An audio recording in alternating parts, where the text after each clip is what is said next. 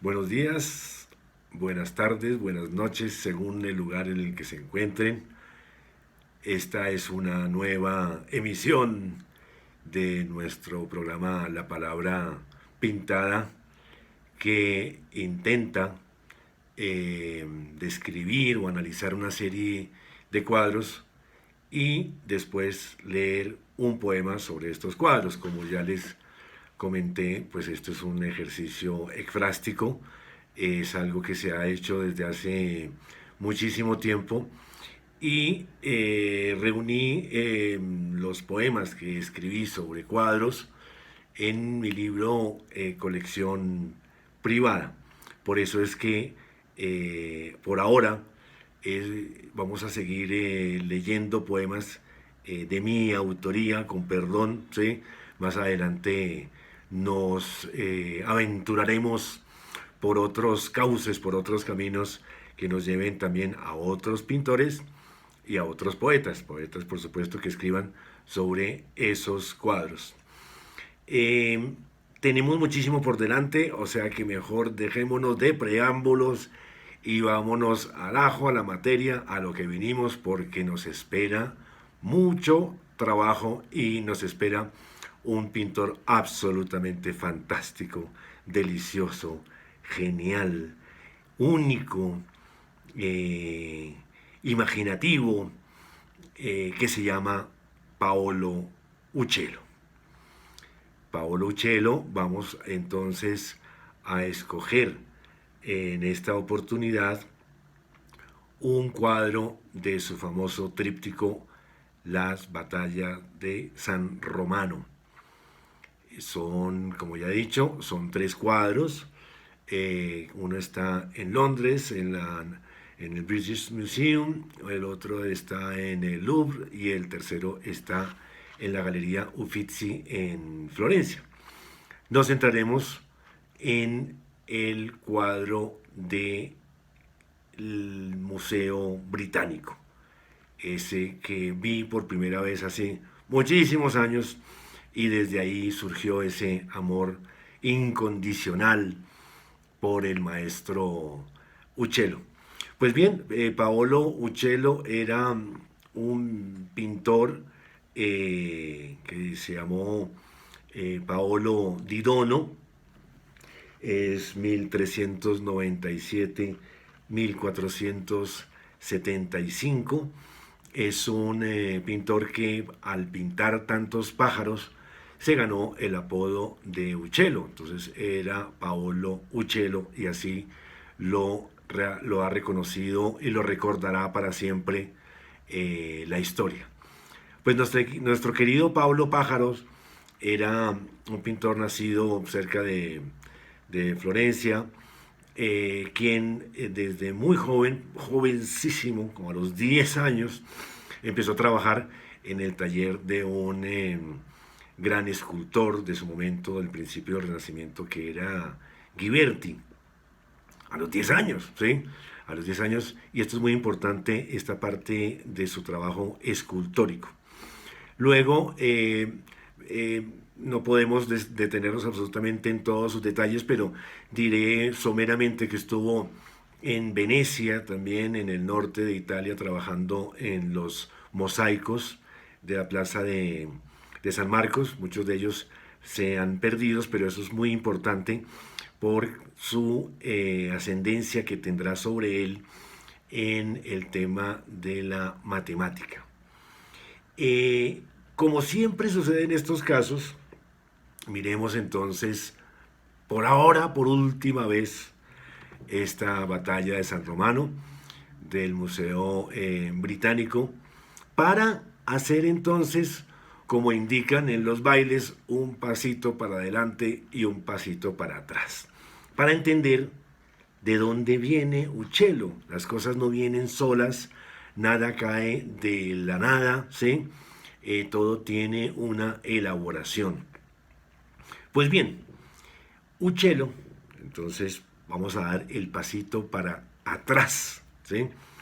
Uccello pertenecía a una época en la cual era muy importante en ese momento el gótico internacional. El gótico internacional era un estilo pictórico y también de casi como de modo de vida eh, que tuvo, digamos, una enorme influencia en Europa, sobre todo en Francia y en el norte de Italia, y se desarrolló entre el siglo XIII y el siglo XV. Era un arte, como pueden observar en este cuadro de Gentile da Fabriano, eh, un arte muy decorativo, un arte donde hay muchísimo brillo de oro, donde hay como realmente un comportamiento como caballeresco. Fíjense, por ejemplo, los Reyes Magos, la visita de los Reyes Magos a la Virgen María, cómo se arrodillan y con estos trajes que parecen como especies como de tapices, esta maravilla de el diseño y de la meticulosidad. A su vez están viendo entonces una cantidad de personajes que están alrededor de los Reyes Magos, también con estos caballos, en una atmósfera, digamos, festiva, alegre, que también nos indica esa aglomeración de personas en el espacio. Esto es muy importante porque en esta época, muy a principios del siglo XV, que aunque esto está un poco pintado un poco más tarde, pero la influencia era esta, por eso escogí este cuadro. Por supuesto son muchísimos cuadros, pero como nos toca ir corriendo, entonces se los escogí para observar, digamos, cómo es el trabajo de la perspectiva.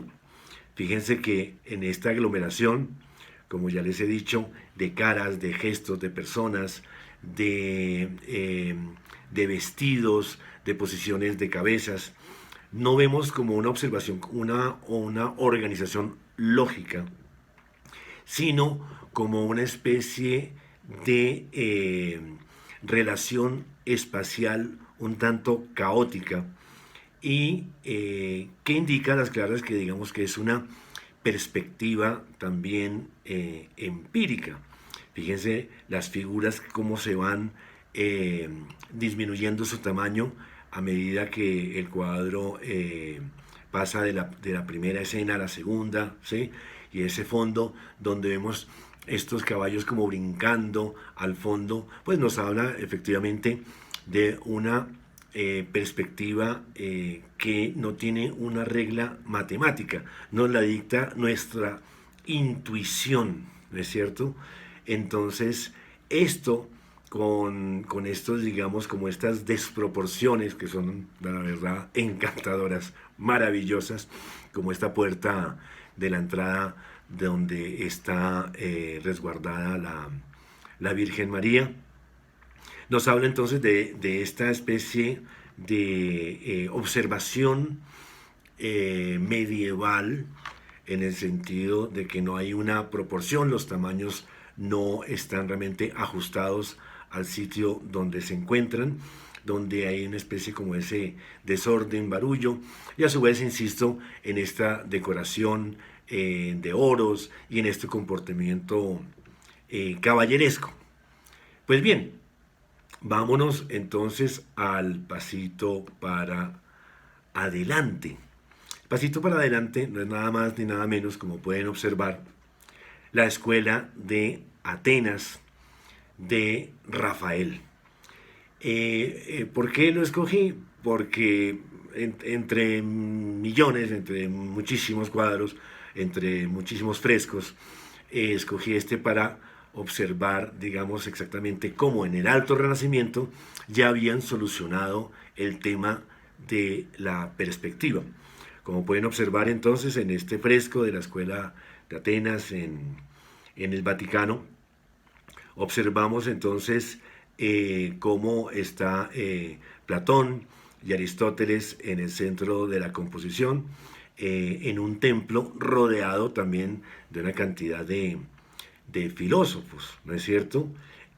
Como ven, el punto de fuga está exactamente como en la mitad de ambos filósofos. Uno lleva el Timeo, Platón, el otro lleva, pues, por supuesto, las cartas a Nicómaco, y nos habla entonces de una espacialidad, de una figura que ya se ha apropiado del lugar y de cómo encaja perfectamente la figura y el lugar, un tema que ya les había dicho que en otras oportunidades que lo iba a tocar. Cuando hablemos de Leonardo, pues por supuesto también profundizaremos en ese tema. Pues bien, vemos entonces a estas figuras, aunque haya muchas de ellas, están organizadas armónicamente.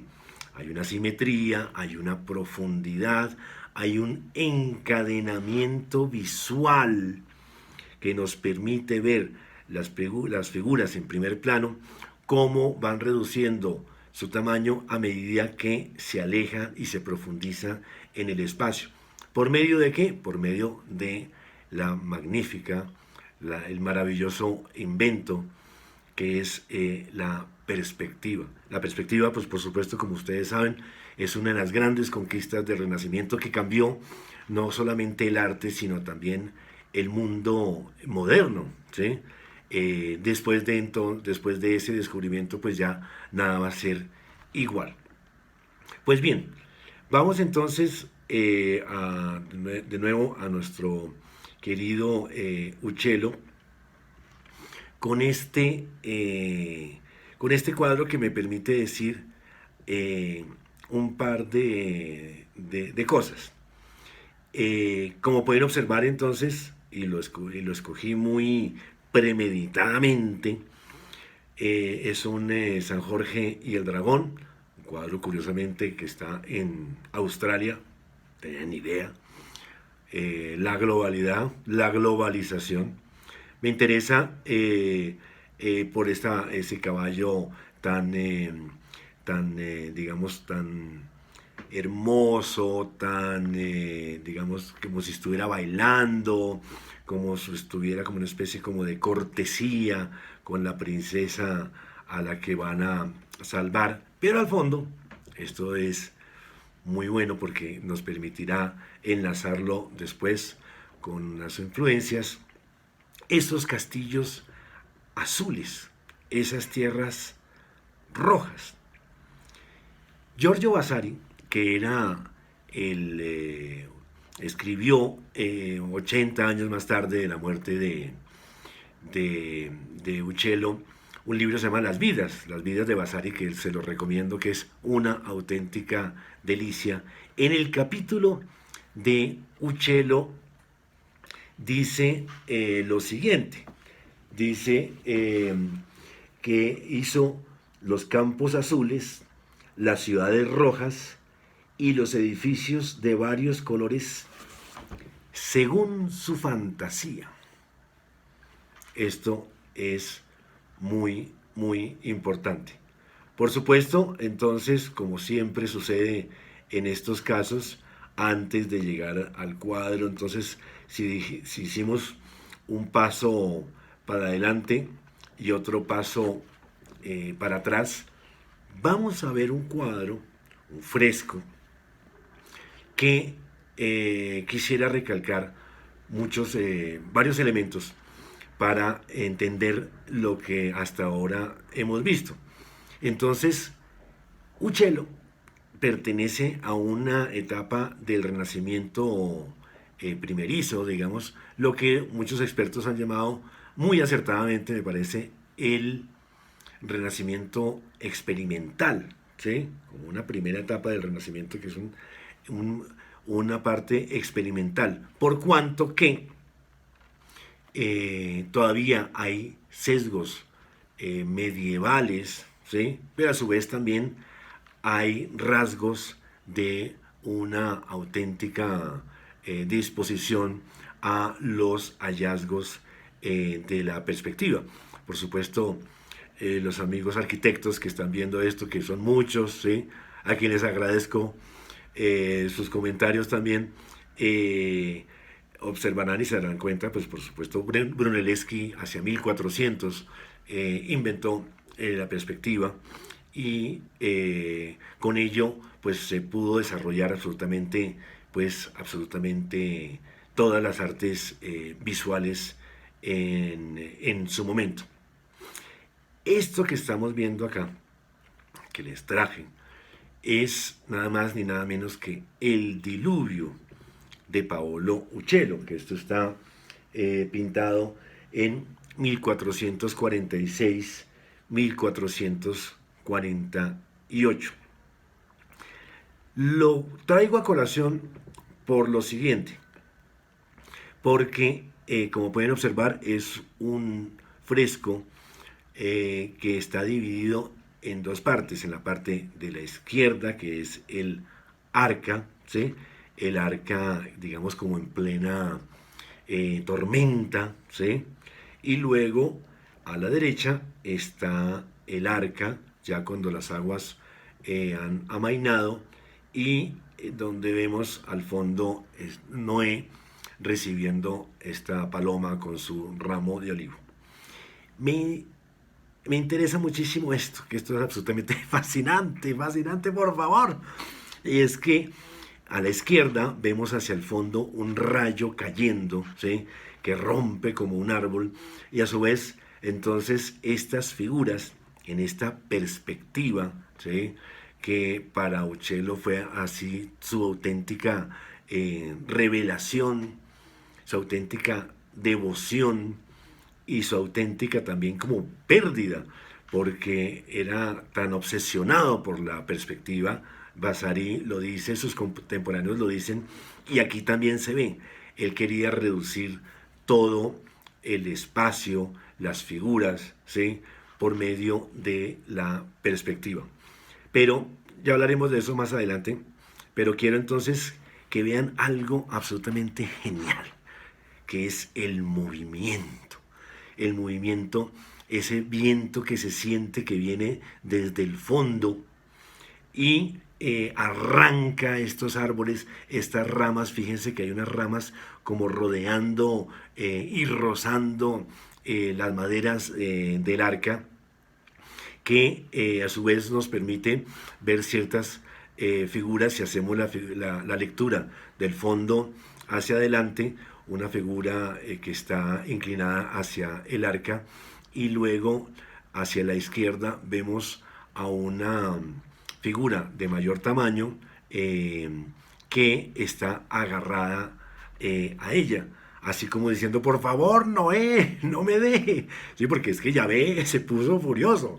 Yahvé estaba un poco molesto con todo el mundo por la sencilla razón de que se habían portado mal, y llegó y dijo: bueno, aquí hay que imponer el orden, y vamos a tú, Noé, con tus hijos y con las mujeres de tus hijos y tu esposa, y nos vamos al arca, y mete las parejas de los animales, y adiós, muy buenas. Y el que se quedó, ¿sí? Y a su vez entonces aparece en primera escena este gigante que tiene como una especie como de mazo, como de garrote vil, ¿sí? Que hablan, digamos, entonces de esos antiguos, digamos, pobladores de la faz de la tierra, ¿sí? La perspectiva a su vez se acentúa por esta escalera de la izquierda, ¿sí? Mientras que si en la izquierda está el drama, el caos, el por favor, sáquenme de aquí, no me dejen solo, ¿sí? A la derecha está la paz, pero está hecha el arca, como lo pueden observar, con otra perspectiva, y a su vez en primer plano, a la derecha observamos a Yahvé orando, que es una figura absolutamente magistral, que parece una escultura. De nuevo, entonces, esa importancia que tuvo para Uccello el trabajo escultórico. Y vemos entonces al fondo una Noé recibiendo entonces a la paloma. Me interesan varias cosas, ya estamos mal de tiempo, pero decir que esta figura de primer plano, el gigante tiene a modo de, digamos, de salvavidas, por decirlo así, esto era un invento de Uccello que se llamaba el Mazzocchi, ¿sí? Que era una especie como de sombrero, por decirlo así, que en este caso se le había caído, pero a él le gustaba mucho, entonces, digamos, jugar con estos cuerpos regulares. Era un poliedro que le permitía entonces a Uccello enaltecer las formas simples, las formas regulares e incorporarlas dentro de un espacio. Uccello. Bueno, como recordarán, habíamos quedado entonces en esta escena fragorosa del diluvio, donde vemos toda esta cantidad de figuras que intentan salvarse, donde por supuesto hay una cantidad de escorzos, que era algo también muy importante en este momento, porque nos habla también de la habilidad del pintor, pero a su vez cómo también inserta las figuras dentro del espacio. Ven, por ejemplo, a la derecha una serie como de niños ahogados, de figuras que también están, al estar en esta posición, como que, como dice Kenneth Clark, el escorzo intensifica nuestra emoción, cosa que es totalmente cierta. Pues bien, antes les había dicho también a los amigos arquitectos que, por supuesto, Brunelleschi era, digamos, el factotum de todo esto. Y también recordar algo que es un dato que vale la pena mencionarlo, de un arquitecto italiano que en 1986, Massimo Scolari, hizo y reprodujo el arca en una a otra escala, porque Yahvé le había dicho a Noé que hiciera un arca de 150 metros, ¿sí? Tuvo la gentileza de darles unos pequeños tips, como que hiciera 3 pisos, habitaciones para ellos, y a su vez un gesto absolutamente hermoso, único, de una bondad espectacular. Y le dijo, por favor, píntalo, úntalo con brea, ¿sí? Por dentro y por fuera. Ese es el carafatear. Tuvo ese detalle, la verdad, de fina coquetería Yahvé para con los humanos. Pues bien, lo pueden observar en estas imágenes que les paso, donde realmente está totalmente calcada de esta arca de Uccello. Massimo Scolari, entonces, para una ópera, ¿sí? De Roberto Cacciapaglia, en 1986, repito, hizo y reprodujo esta arca. Pues bien, vámonos, porque sé que me están odiando, a nuestro cuadro, que es la batalla de San Romano. Como les dije, entonces, son 3 cuadros, ¿sí? El cuadro es el primero, el de la National Gallery, el de Londres, es Niccolò da Tolentino, entrando a la batalla de San Romano. El segundo es Niccolò da Tolentino derribando a Bernardino de la Garda. Y el tercero es el contraataque de Michelotto da Cotignola, que se encuentra en el Louvre. Estos personajes que aparecen acá, centrémonos entonces en el cuadro de Londres, eran tanto Niccolò da Tolentino como Cotignola, ¿sí? Como Micheletto di Cotignola, eran unos condottieris. Los condottieris eran unos personajes bastante particulares que iban de pueblo en pueblo, de ciudad en ciudad, ofreciendo sus servicios militares. Estaban a cargo entonces de un ejército de mercenarios que lo ofrecían al mejor postor. Entonces ellos con su ejército de, de personas que estaban a caballo, que tenían sus lanzas, que tenían sus ballestas, ¿sí? Se ofrecían, como digo, para dirimir ciertos pequeñas diferencias territoriales que en su momento eran bastante importantes. La República de Florencia, digamos en el centro norte de Italia, más en el norte por supuesto, era muy importante, pero a su vez estaba también Padua y estaba Milán y realmente no se querían mucho. Y a su vez eh, Florencia tenía como su salida al mar era hacia Siena. Y entonces efectivamente esta batalla de San Romano conmemora lo que sucedió en su enfrentamiento con los sieneses, ¿sí? Entonces estos condottieri que de alguna manera representan también como una especie como de vestigio feudal, ¿sí? Que fue ensalzado entonces por por el propio Uccello. Fíjese entonces las características tanto del pasito para atrás como del pasito para adelante de Uccello en la batalla de San Romano. Pasito para atrás, entonces con ese gótico internacional, con estas figuras un poco idealizadas, ¿sí? Con este Niccolo da Tolentino, con este hermoso sombrero florido que parece como sacado de una especie como de tapete, como de tapiz, ¿sí? Y la verdad, pues a quién se le ocurre ir a una batalla con un sombrero, pues por supuesto a nadie, solamente a Uccello, porque también le permitía meter, digamos, estas figuras regulares. Por otra parte, entonces, también el uso del oro, fíjese esos festones, el uso del detalle mínimo, muy del gótico internacional, a su vez decorado con esta cantidad de piezas, de circulitos que están hechos en oro.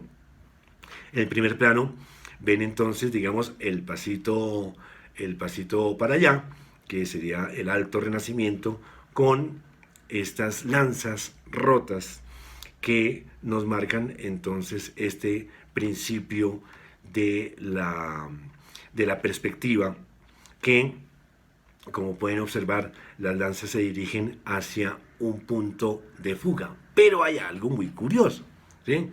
Hay algo muy curioso que llama bastante la atención.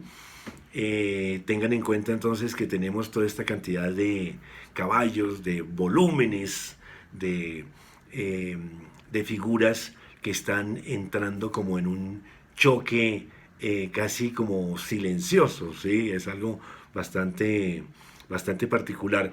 Y a la izquierda hay unas enigmáticas y maravillosas naranjas, ¿sí? Unas naranjas, digamos, ¿a quién se le ocurre pintar unas naranjas en una batalla, ¿sí? Habría que pintar entonces más bien es armas, contundencia, gestos, brutalidad, ¿sí?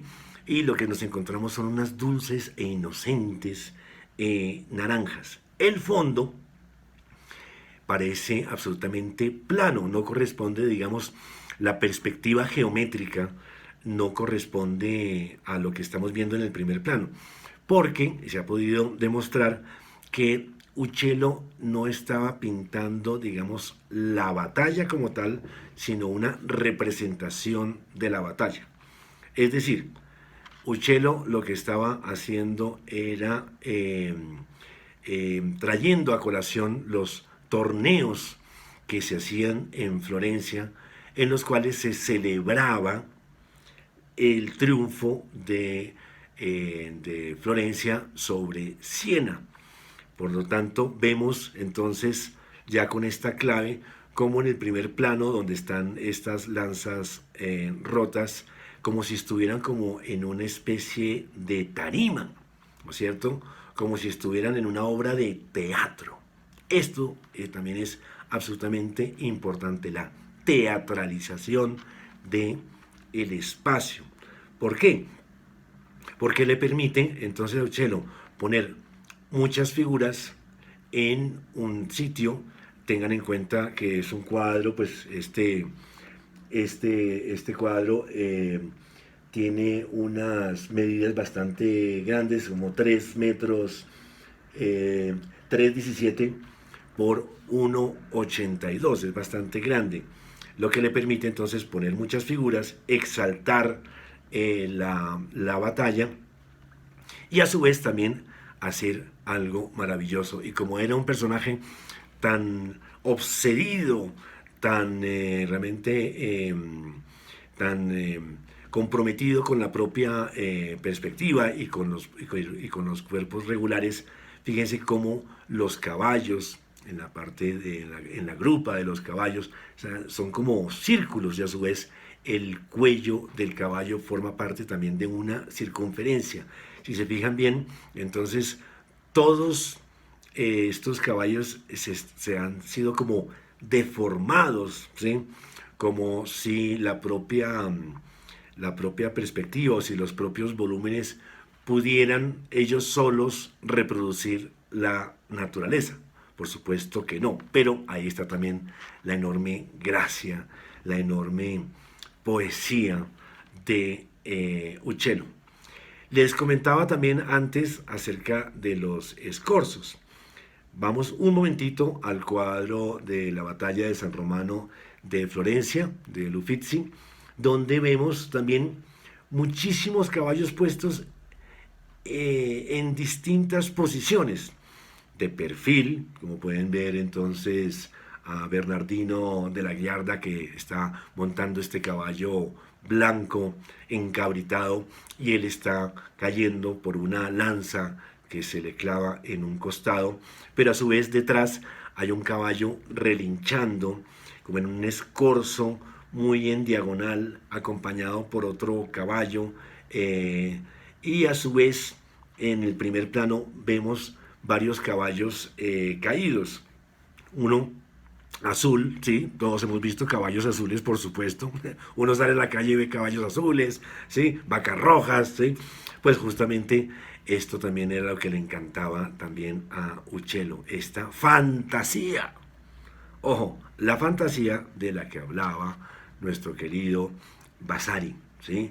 Entonces, son los cuerpos vistos desde distintos puntos de vista. Yo creo que también, por eso es que también se le llamaba a Uccello, Pablo Pájaros, Uccello, porque yo creo que también lo que más le intrigaba a Uccello era ver cómo los pájaros desde la altura veían las cosas. Yo creo que él se imaginaba no la visión que tienen los humanos, sino la visión que tienen los animales. Yo creo que parte de sus obsesiones, y de hecho murió muy viejo, muy pobre, pintando y pintando y pintando volúmenes y volúmenes en esta especie de locura, de frenesí, con el propósito de capturar como la esencia de los cuerpos, ¿sí?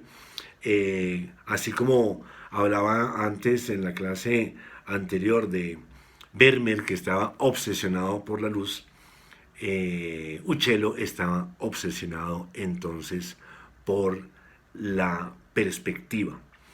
Volvamos entonces a nuestro cuadro del Museo Británico.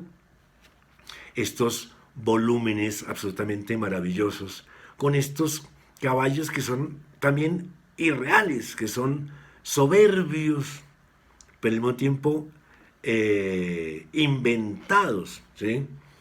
Como si hubiera ganado la invención a la realidad, como en esta especie de gesto de cortesía muy del gótico internacional, ¿sí? con esta especie como de buenas maneras y buenos modales, pues vamos a matarnos, pero que sea bonito, ¿no es cierto? Que los vamos a vencer, pero que sea un acto estético. Hace que entonces se enarbolen estas maravillosas banderas donde se siente como el paso del viento y donde están estas figuras que, como pueden observar, metidas en este espacio, con estas luces que también pueden ser las luces de los torneos. Muchos torneos, estas representaciones también se hacían con antorchas para ver mejor, ver las escenas, ¿sí? Y también esto producía como unos colores que distorsionaban la realidad. Esto yo creo que también fue lo que hizo Uccello, ¿sí? Uccello no es que no viera, por supuesto, era un matemático puro, o sea, para matemáticos, Uccello, amigo también de Luca Pacioli, ¿sí? Y de Piero de la Francesca, quienes pues, hicieron un tratado de la perspectiva y de los cuerpos regulares. Pues bien, entonces vemos a esta maravillosa escena, realmente conmovedora por su irrealidad. Fíjense este soldado a la izquierda en el primer plano con esta armadura yendo hacia el fondo en este escorzo, ¿sí? Que nos invita entonces a darnos esa sensación de tercera dimensión. Pues por supuesto el gran hallazgo de la perspectiva y su aplicación en la pintura no es nada más ni nada menos que esta tercera dimensión, la conquista de la tercera dimensión, que ya hablaremos entonces más adelante con Leonardo, el antes y el después, el arriba y el abajo, en fin, son una cantidad de temas que son muy importantes para comentar. Pues bien, después de todo esto, quiero leerles el poema que escribí en su momento para este libro, colección privada. Entonces también lo que se había comentado en otras conferencias que he ido emitiendo, la idea de que cada cosa, cada cuadro también necesita un lenguaje, ¿sí? Y una manera de abordarla que sea no distinta, sino que se adecue exactamente a lo que estamos viendo. Entonces, quise escribir este poema como si entrara yo al cuadro, como, no sé, acuérdense de los sueños de Kurosawa, ¿se acuerdan de ese maravilloso capítulo o parte de uno de los sueños de Kurosawa donde se mete en un Van Gogh, ¿sí? Pues algo parecido, por supuesto, no como con esa maestría de Kurosawa, intenté hacer algo parecido. Batalla de San Romano, de Paolo Uccello. Para alcanzar una sola de las naranjas que mudas, que cuelgan, que redondas ofrecen en medio de la muerte su perfecta geometría, su dulce peso específico, su más desconcertante inocencia, que como un telón de fondo de la contienda seducen por su prohibición y su belleza, como aquel fruto del árbol de conocimiento, es necesario descalzarse, esquivar en primer término al condottiero Nicolo da Tolentino, rodear los robustos caballos, admirar sus armaduras, tocar el labrado de sus estribos, seguir avanzando en medio de un bosque de lanzas de las huestes florentinas, teniendo el cuidado de no pisar ninguno de los cuerpos caídos, deformes ya, más que por la herida mortal o el pavor de la batalla, por la drástica ley de la perspectiva, para saber que esos frutos que tanto hemos perseguido no se encuentran en el lugar donde nuestro ojo y deseo suponían, pues son un reflejo de otras naranjas más lejanas que jamás mar alguna podrá alcanzar. Así lo quiso Paolo Uccello, maestro de la ilusión óptica y de la melancolía. Pues intenté en este poema entonces hablar de todo este prodigio, fantasía, invención, estas maravillosas y extrañísimas naranjas que a su vez le permitían entonces a Uccello hablar sobre los volúmenes, que hay muchísimas cosas que faltan por decir. Una de ellas, por supuesto, es que en esta convención, digamos, iconográfica del gótico internacional, este comportamiento caballeresco aflora, por supuesto, en este tríptico, pero también a su vez vemos cómo el uso entonces, el empleo y la manera como maneja estos volúmenes al propio Uccello, casi como si se le hubiera como escapado de las manos, como si finalmente estuviéramos entonces ante como unos volúmenes que representan entonces a estos animales, en este caso los caballos, ¿sí? Donde no hay como ninguna emoción. Uno se imagina entonces una batalla, el dolor, ¿sí? El desgarramiento, la muerte, ¿sí? Y justamente aquí encontramos algo como mudo, como estático, ¿no es cierto? Como puesto en el tiempo, como efectivamente como una representación teatral, ¿sí? Donde cada una de las figuras representa un papel previamente predeterminado. De manera que encontramos entonces en esta atmósfera tardo medieval, ¿sí? Este pintor que a su vez entonces tiene conocimientos muy avanzados del Renacimiento, de la mesura, de la proporción, del cálculo del número, por supuesto, como los grandes pintores y arquitectos del Renacimiento lograron solucionar todos, digamos, asuntos de pintura, pero también de arquitectura. Pues bien, entonces en esta unión de esta profundidad de este primer plano, vemos cómo se corta abruptamente por esta especie de telón, donde hay unas deliciosísimas escenas de caza. A mí siempre me he preguntado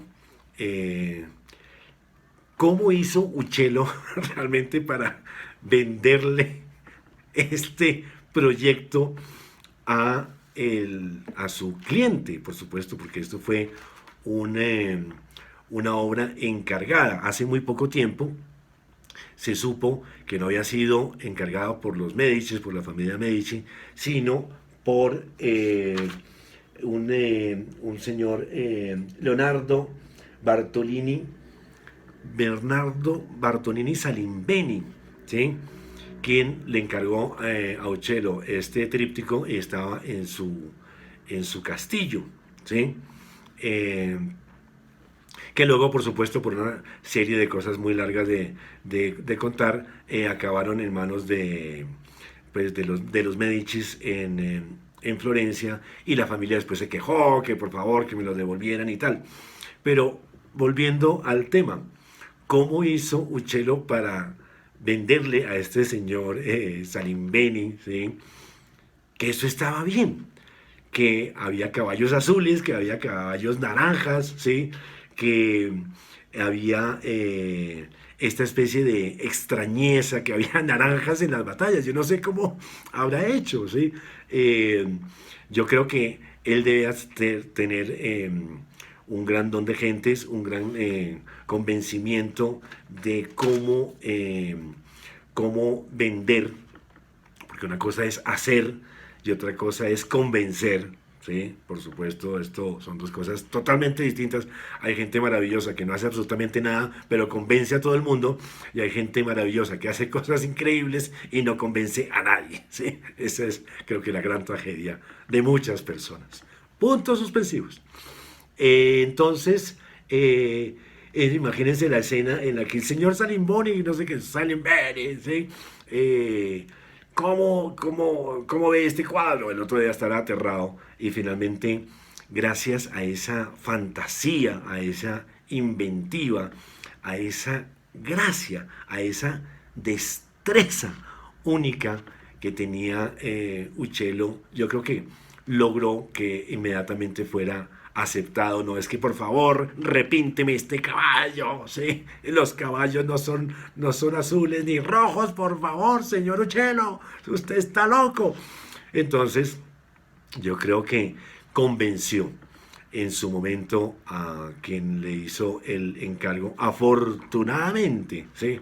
Porque nos hubiéramos privado de tener una obra tan absolutamente especial, tan llena de una enorme poesía que destila en cada una de sus partes, ¿no es cierto?